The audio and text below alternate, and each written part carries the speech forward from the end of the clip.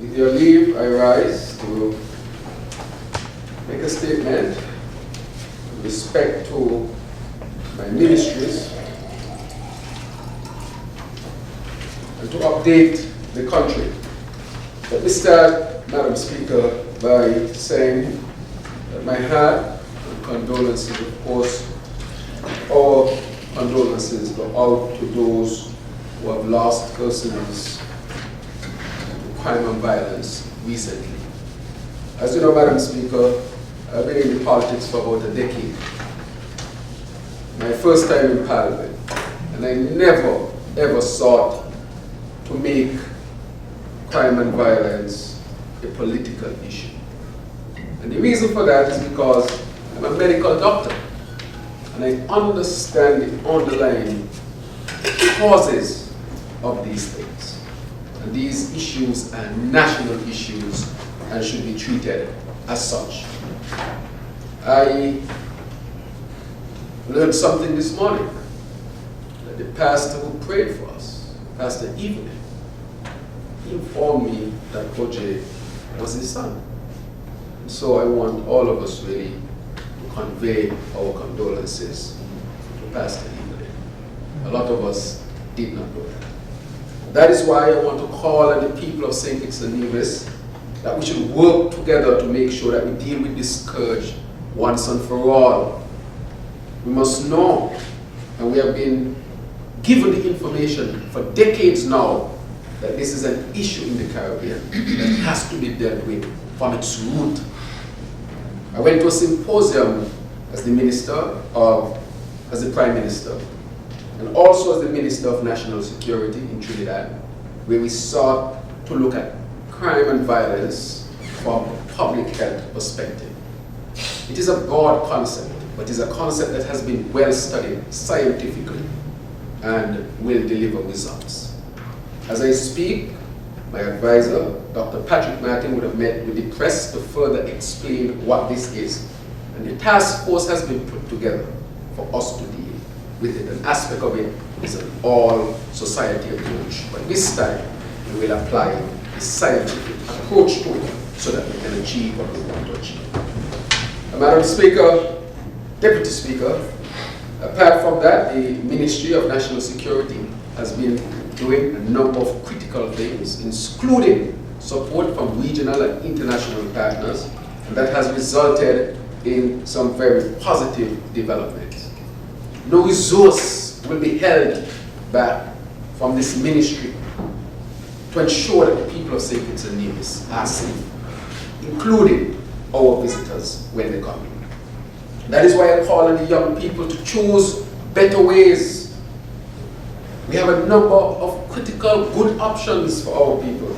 In the orange economy, in the arts, you can become a technician, you can go to university, you can go to college, and college is free. Many scholarships to go to university, opportunities to get into farming, agriculture. Here in St. Kitts and Nevis, when people come here to visit, they say, at all these opportunities, why are we not taking full advantage of them? And so I want to encourage our young people, Madam Speaker, to do such.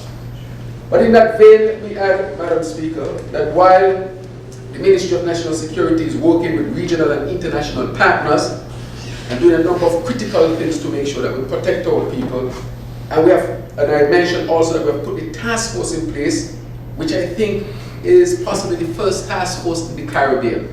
I have seen this data over the years, and I would not allow this term to pass, even this year to pass, without giving St. Kitts and Nevis a scientific approach to deal with this issue.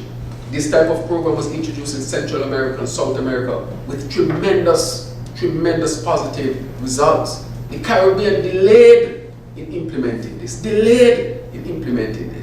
that is why Dr. Isabel Williams, in his keynote address to the symposium at Kittition, said for decades he has been bringing this forward, not only at the regional level, and because of that delay, the Caribbean is having a delay as well in its resolution.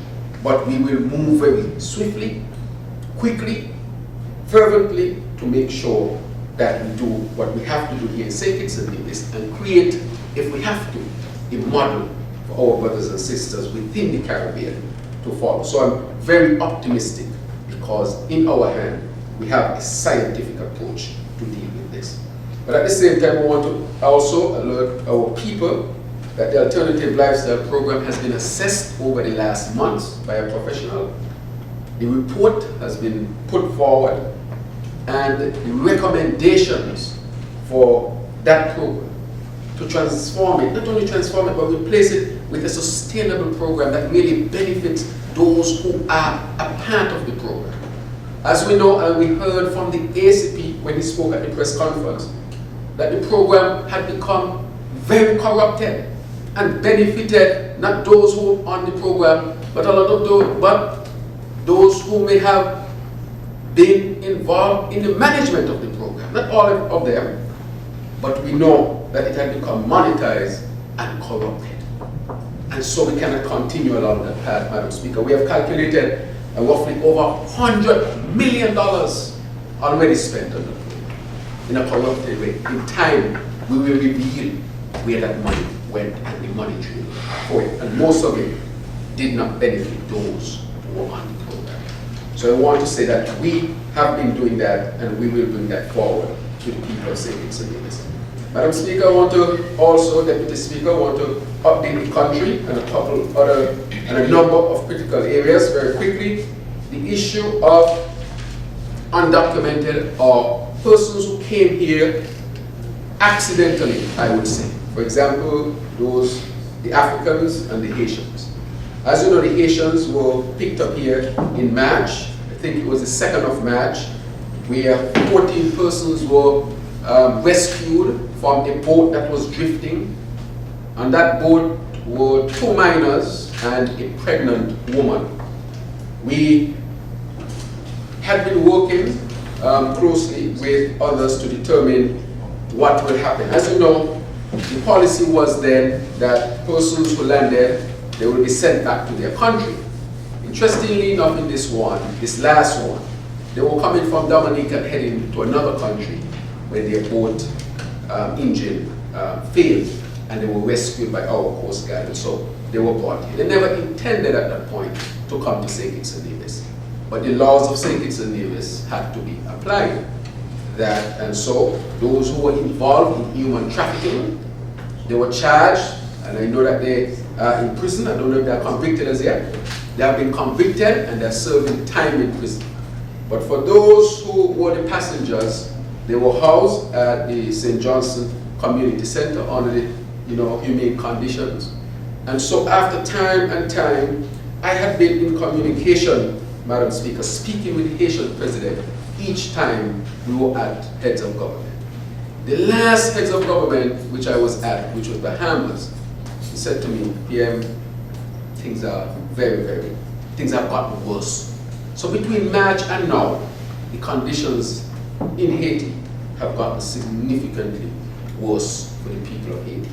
And so we had to make a decision. And so I want to also say that our people need to have the opportunity to discuss what will be our actions when it comes to these type of situations going forward. But we know when we sought to take action in March, an injunction was placed on that, and so we could not continue with the normal course of action of getting them back to their homeland. And so that case was pending.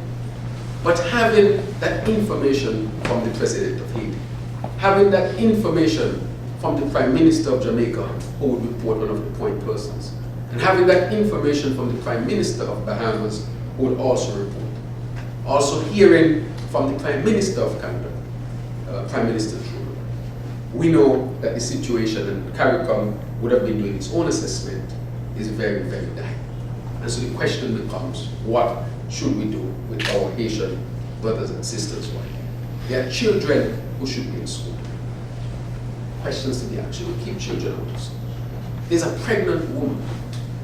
Should she not be allowed to be given the best opportunity to give birth? And those who are there in a homeland that is in the condition that is in, what should we do? And so we have taken the decision after all this time, looking that the situation has gotten extremely worse, to discuss with the Haitian community that is here to create a situation where they can have them while all of the review are taking place. We made sure from a national security standpoint that these persons were persons who were threat based on records and so forth to Terrance and Nevis. The other one, of course, Madam Speaker, is the one with the Africans. Since they landed on the 28th of March, we sought to involve the United Nations High Commission for Refugees. I don't think we had ever faced a situation like this in our history, Madam Speaker. Some Africans, or African brothers and sisters, came over on a flight to Antigua, and when they got there, I think they expressed that they did not want to leave.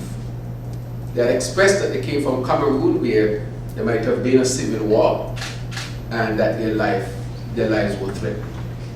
And so they took to the high seas with smugglers again.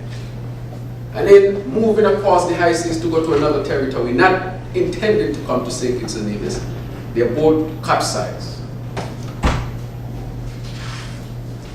Many died. 3 bodies were retained and 14 survivors. When they came, we quickly reached out to the United Nations High Commission for Refugees and so forth to see how we should manage this as a country. Madam Speaker, as you know, we are signed on to a number of critical treaties and norms and so forth that are practiced. We are a member of the United Nations. And so they guided us through the process.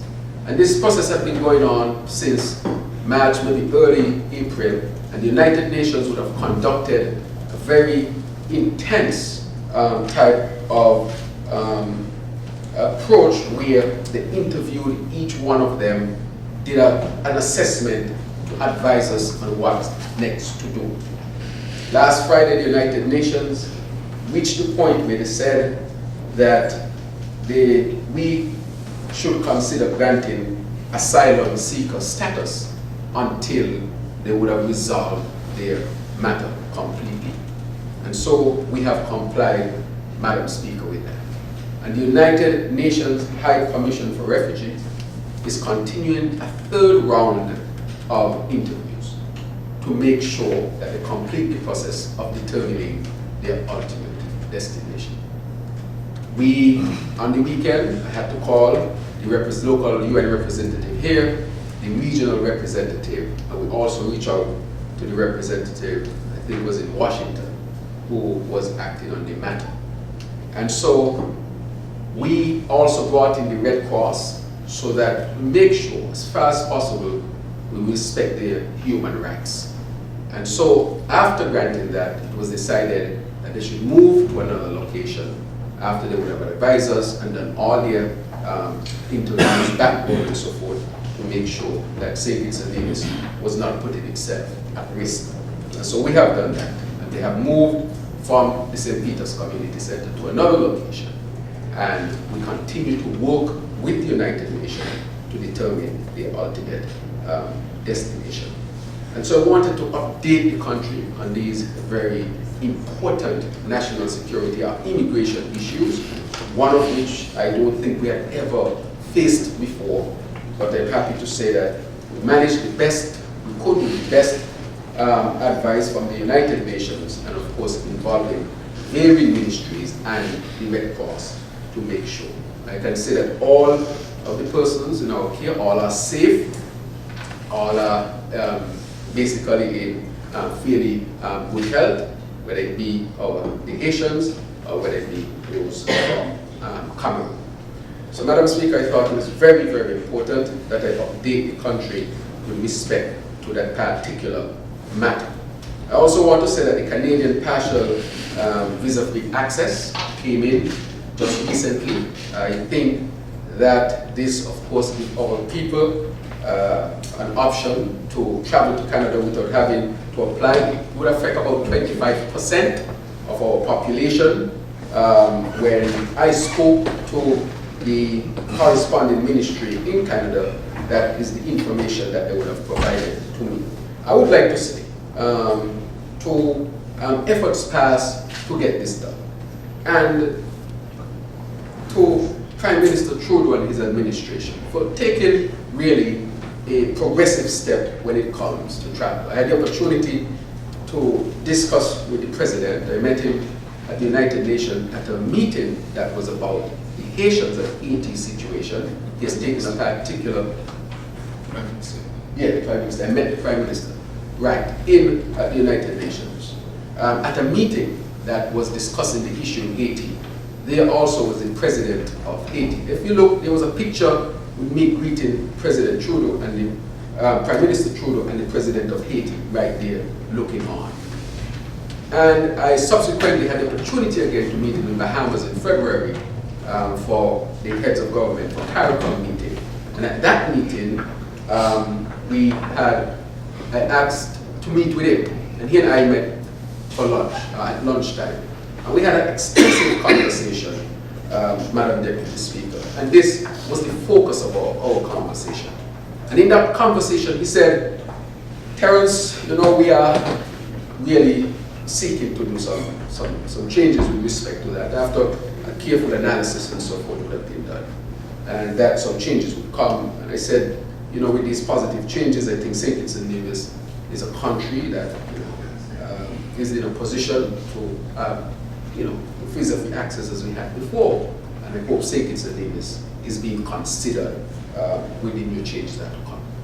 And he said to me, he didn't say it in certain terms. He said, I will see, I think St. Kitts and Nevis might be there. But they said, you know, very open. So we had a good conversation about it. You know, he's a very prudent person. He's very careful in what he said, or very responsible, let me put it that way. And so it was good news when I was called, when I was asked that the corresponding ministry in Canada wanted to have a conversation with respect to immigration. And as I went into the meeting, they delivered the news too. And so I would quickly write back to the Prime Minister Trudeau and the people of Canada, thanking them for this initial step of re-establishing our visa-free access to Canada, which I know is a very prudent and carefully sought out policy from the Canadians, as we expect always a very high level of performance by that country. And so I'm happy that this is the result, and to thank all those who would have been involved in this as well. From the Ministry of Family Affairs, President Lee, and previous, and those who are the high commissions in Canada from time then till now. I'm happy that we have reached this point, Madam Speaker. I also want to say, Madam Speaker, and I want to condemn very, very strongly that fake advisory that went out against our country. That is an attack, not on me or our administration. That is an attack on the people of St. Kitts and Nevis. This fake advisory that somehow something to do with security and so forth. I want to say and to condemn strongly that those who are doing this, they are not the friends of St. Kitts and Nevis. That they don't like St. Kitts and Nevis. That they don't want to see us do well. We listened carefully this morning from the Minister of Tourism. And St. Kitts and Nevis is doing extremely well. We heard about the flight from London, from London coming to St. Kitts, with more people coming to St. Kitts than even Antigua in the last numbers that were sent. We heard that we did not have to use the MRG for any of the destinations because the demand to get to St. Kitts is so high. St. Kitts is a beloved place, a sought after place. Of course, I'm going to come to that. St. Kitts and Nevis, right? And that is what they are seeking. That is what they are seeking to do. So when they attack our country, they are attacking all of us. Because when people come at our international airport, a lot of them take the boat and they go over to Nevis as well. They enjoy the two islands as one destination. I want to condemn it, and all of us in St. Kitts and Nevis, we need to condemn it, and condemn it very, very strongly, Madam Speaker. But I want to thank the Minister for the trips that she has been making. These trips are responsible for what we are seeing. You can't stay in Bastille and sit down and expect planes to come and tourists to come. As a minister of tourism, you have to go to the destination and bring the planes, bring the boats, and bring the people to our destination here in St. Kitts and Nevis. So I want to update the country on that. I want to quickly say that I was in Bahamas recently where we met with the Vice President and we had fruitful discussions there. And one of the things that came out, of course, was the issue of crime and violence in the region and all of the additional resources that will come. There are significant resources that have started to work. The Caribbean must not be a safe haven for those who want to be in criminal activities. We must work together and do all that we can to make sure that we are the safest place here in the Western Hemisphere. And we can achieve that, Madam Speaker. And so I am happy that I traveled to Bahamas, was able to be in those discussions with the Vice President. And when it was my time to speak, number one thing on my agenda was the issue of security and so forth. And the matter of health, very quickly, we are exploring renal transplant program.